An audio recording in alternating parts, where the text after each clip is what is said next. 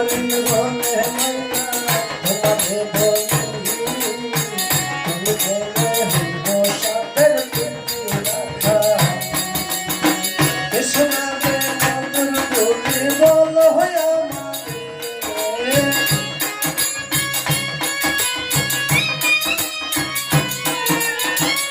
এসো না রে